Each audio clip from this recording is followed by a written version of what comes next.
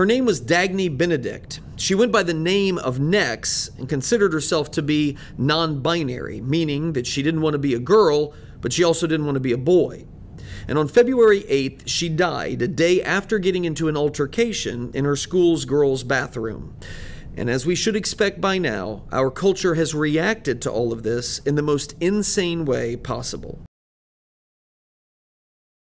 There was never any evidence that Dagny Nex's death was tied in any way to the fight from the day before. And there was never any evidence that the fight was tied to her use of the girls' bathroom. But proving the progressive axiom that no tragic death of a child will go unexploited, the Independent's headline screamed this: Oklahoma banned trans students from bathrooms. Now a bullied student is dead after a fight. The New York Times had more of the same, saying that the death was tied to that Oklahoma law that actually protects girls from having men use their restrooms.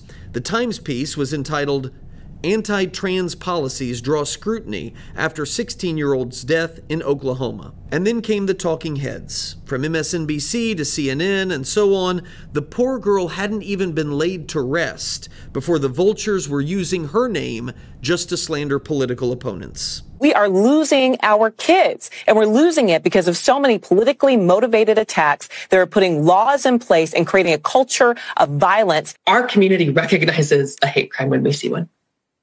And this has all the markings of it. And it's doubly concerning when the state superintendent has called trans people an assault on truth and appointed Libs of TikTok founder Chaya Rychek to the school library board. And just last month, the leader of Libs of TikTok was appointed to a state library advisory committee by State Superintendent Ryan Walters. We do believe this was a hate crime. We want the removal of Chaya Rychek from our state library committee. This 16-year-old non-binary child lost their life. Look, when you send your kids to school, you expect the adults, the trusted adults, to keep them safe, and he did not uphold his responsibility to do that.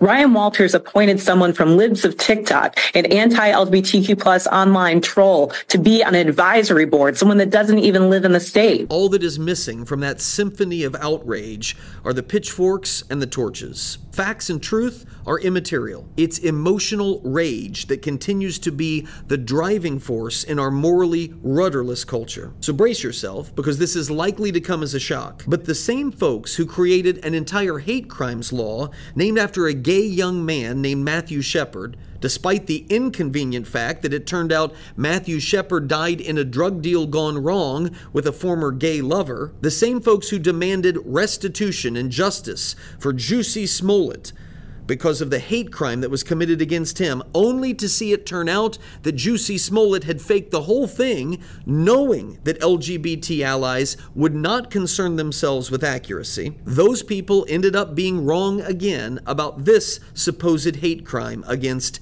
Dagny Nex. According to the autopsy, it turns out that the girl tragically died as a result of a drug overdose that may or may not have been suicide. First and foremost, that's just devastating. That poor girl and that poor family. It never had to be this way, and it never should have been this way. What else does it mean? It means that everything you just watched in those clips, blaming Oklahoma officials, blaming Libs of TikTok, all of it, it was slander. Unsubstantiated slander of people's reputations and character. It's defamatory speech, and it deserves a lawsuit. But most importantly, it means that the dangerous mental illness and psychological confusion associated with transgenderism that is stalking American youth in dramatic numbers will continue to not be taken seriously for what it is. Meaning that there will be another Dagny Nex who desperately needs help, but will instead have their delusions fanned and their depression facilitated by grown-ups who are more worried about their pet political causes than the kids that God has placed under their care. And that is the ultimate tragedy.